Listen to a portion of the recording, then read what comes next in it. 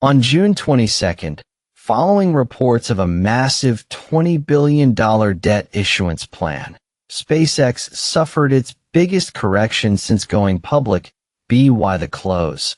The stock had plunged 16.4% on heavy volume to $154.60, falling below its IPO day closing price. Roughly $400 billion in market value was wiped out, marking the second largest single-day market cap loss by any company in history. Just a few days earlier, the secondary market had looked entirely different, after debuting on Nasdaq at $135 per share on June 12th. SpaceX was met with a frenzied hunt by global capital. Institutions and retail speculators, swept up in an unprecedented buying mania, rushed in and drove the stock relentlessly higher, briefly touching an interim high of $225.64, but in just 3 trading sessions, the maximum gain exceeded 60%, and its total market cap soared to a peak of nearly $3 trillion, placing it among the world's top 5 most valuable companies. However, the journey from wealth creation myth to fall from grace took SpaceX less than 2 weeks. This abrupt end to the roller coaster ride essentially stems from a crisis of confidence in Elon Musk's aggressive cross-sector AI strategy. The frantic spending to fuel AI ventures post-IPO directly ignited deep-seated fears about the company's future profitability, forcing Wall Street to re-examine the valuation logic of this newly minted giant. As the heat wave subsides and the bubble is pricked, the market is forced to cool down from its space dream, euphoria, faced. With this capital spectacle, investors cannot help but ask, after the madness, where will SpaceX go from here? Over $30 billion in potential rigid buying pressure after its Nasdaq debut on June 12th, SpaceX was crowned the largest IPO in global history. Its trillion-dollar scale directly triggered the fast inclusion rules of several major index providers, making it the first megastock to complete the entire accelerated inclusion process after the new rules took effect.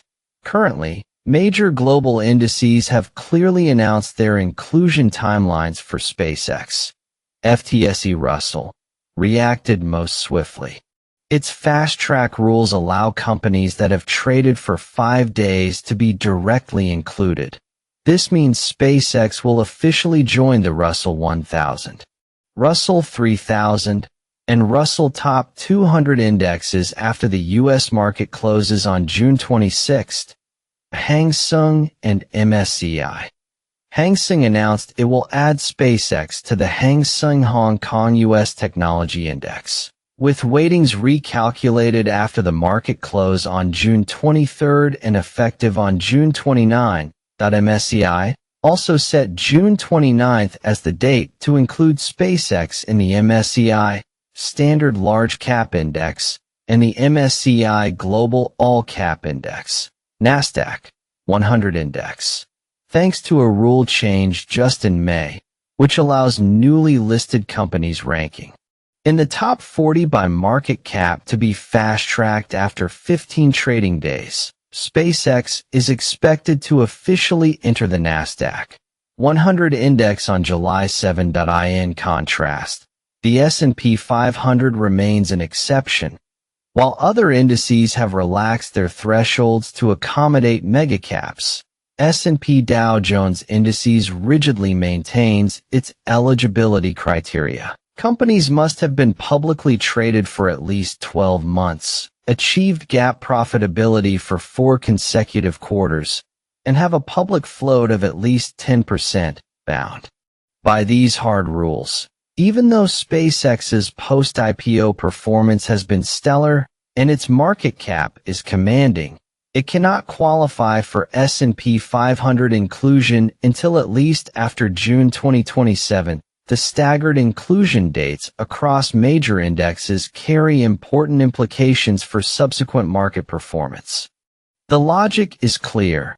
ETFs and passive funds tracking these indexes must strictly build positions in SpaceX according to set weightings before the official inclusion takes effect, in order to minimize tracking error and safeguard fund performance. This rule-derived, rigid buying pressure provides powerful short-term momentum for a secondary surge in SpaceX's stock. How big is the buying pressure from this round of index inclusions? According to Spot Gamma's estimates, total passive assets under management tracking NASDAQ 100 related indices already exceed $1.40 trillion, based on SpaceX's estimated weighting after listing. During the dense index determination window in early July, the passive funds tracking just the NASDAQ 100 and FTSE Russell Index series alone will unleash a rigid buying demand of $22 billion to $27 billion, adding simultaneous absorption from MSCI, Hang Seng, and other index channels. The overall passive buying is expected to exceed $30 billion. A carnival of capital. Games. This rule-driven, short-term rigid buying pressure is undoubtedly the decisive factor in the game among major funds over the next 1 to 2 weeks. In the near term, it will release substantial tangible bullish signals on the tape. On one hand, although SpaceX's total market cap at listing approached $2 trillion, Musk and early major shareholders' reluctance to sell meant only about 4.25% of shares were floated in the IPO. Based on the $2.02 trillion market cap at the close on the 21st, the corresponding actual free float market cap was only about $90 billion, making freely tradable shares extremely scarce. Considering that more than $30 billion in passive fund buying must be completed within just a dozen trading days between late June and early July, the severe supply-demand mismatch is highly likely to trigger a short squeeze and liquidity crunch on the tape. This could fuel a second leg up in the stock price in the short term, possibly even hitting new highs again. On the other hand, since SpaceX options began trading on June 17th, the near certainty of forced buying from index inclusions has ignited speculative sentiment in the options market. A flood of retail traders and hedge funds are front-running via call options to hedge their risk. Options market makers are forced to simultaneously buy the underlying stock in the secondary market, creating a rising stock price, forced market maker accumulation, accelerating price surge, feedback loop known as a gamma squeeze, which also acts as a catalyst for near-term price gains. It is precisely this unique tape dynamic that has created an ideal left-side front-running opportunity for sharp hedge funds, high-frequency trading firms, and retail investors. In fact, since the listing, multiple capital forces have jointly launched the move, sweeping up and locking in scarce floating shares in the spot market while deploying leverage via the options market, continuously soaking up the limited free float. This drove SpaceX's stock price rapidly upward from the initial $135, achieving a swift market cap surge in just a few trading days. The logic behind this is crystal clear.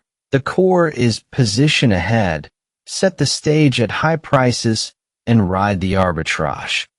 Speculative capital rushes to lock up shares before index funds enter en masse, artificially creating a liquidity squeeze. By the time the various index inclusions take effect in early July and tens of billions in passive funds must build positions, they will have no choice but to take over those high-priced shares from the speculators. At that point, The pre-positioned hedge funds and retail traders, sitting on massive paper gains, can conveniently dump their holdings and realize profits, leaving passive funds as the ultimate bag holders in this capital hunt. After the euphoria, beware the risks, however. The real test may come in early July as the various index inclusions are gradually completed. Roughly $30 billion in passive allocation buying will be fully locked in, meaning the market is about to enter a vacuum phase where all the good news is priced in and only negatives remain. Considering that the S&P 500 won't even consider including SpaceX until mid-next year at the earliest, in the absence of expectations for incremental capital inflows, the hedge funds and retail coalition that ambushed at low levels will most likely face a sensitive window of concentrated profit-taking, given SpaceX's extremely scarce actual free float. Such concerted selling could easily shatter its fragile price support, triggering an irrational pullback and intensifying market panic. The driving force behind this potential risk is that SpaceX's short-term price surge has severely decoupled from its fundamentals. Its pricing power has been hijacked by micro-trading structures such as option dynamic hedging, momentum chasing, and gamma squeeze. Such self-reinforcing feedback loops, driven by market structure, once they lose the fuel of incremental capital, often become the dangerous tipping point where bulls get devoured.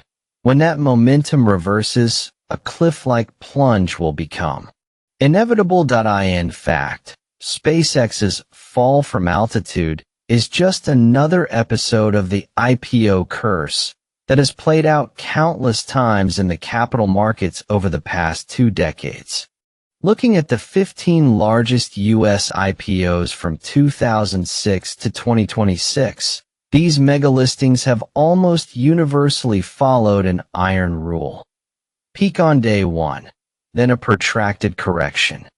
A full 87% saw their stock prices decline in the first year, with the average price 1 year later down 24% from the offering price, and the average maximum drawdown reaching 50%. Classic examples include the EV startup Rivian, which plunged 68% in its first year. Even a giant like Meta suffered a painful decline of more than 30% during its debut year on the market. The only rare exceptions that broke this meat grinder curse were Snowflake, up 26%, and Airbnb, up 29%, among just a handful of others. History tends to repeat itself with striking similarity. Today's SpaceX, whether in terms of valuation scale or trading structure, has pushed this IPO curse to an extreme. While the astronomical scale has ignited market sentiment, the potential destructive force of its fall could also far exceed anything seen before. Meanwhile, the potential impact of SpaceX on the broader U.S. equity market deserves even greater vigilance. First, the period from late June to early July is a dense window for index funds to build positions in SpaceX that to maintain the overall weighting balance of the indices. Passive funds will simultaneously be forced to sell down existing heavyweight stocks on a pro rata basis. This passive rebalancing could, to some extent, cause indiscriminate, bleeding, selling pressure on other tech giants, thereby amplifying broad market volatility risk. Second, once SpaceX is included in major indexes, its share price performance will be tied to the U.S. tech sector and the broader market, giving its stock fluctuations a market contagion effect.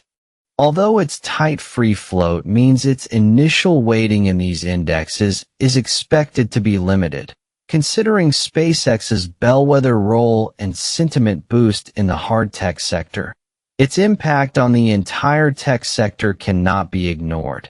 Given the strategic controversy over its deep cross-sector push into AI and the potential bearish risk of passive fund buying exhaustion, if the stock price subsequently plunges from its highs, it could directly drag down the Nasdaq 100 and the tech sector, or even trigger a rapid cooling of market risk appetite, especially against a backdrop of generally stretched tech valuations and fragile market sentiment.